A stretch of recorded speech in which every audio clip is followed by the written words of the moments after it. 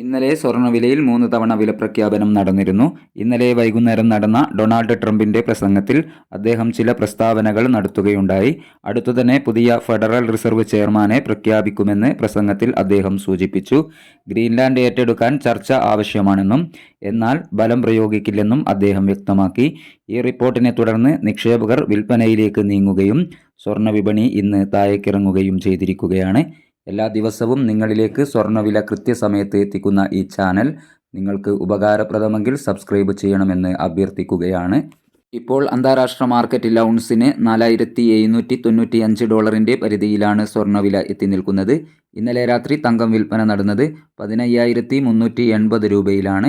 എല്ലാ പ്രിയപ്പെട്ടവരിൽ നിന്നും വിലയേറിയ ഒരു ലൈക്ക് പ്രതീക്ഷിച്ചുകൊണ്ട് ഇന്നത്തെ സ്വർണ്ണവില നോക്കാം. ഇന്ന് പവന് 1,680 രൂപ കുറഞ്ഞിരിക്കുന്നു. 22/1/2026. ഗ്രാമിന് 14,145 രൂപ. പവന് 1,13,160 രൂപ.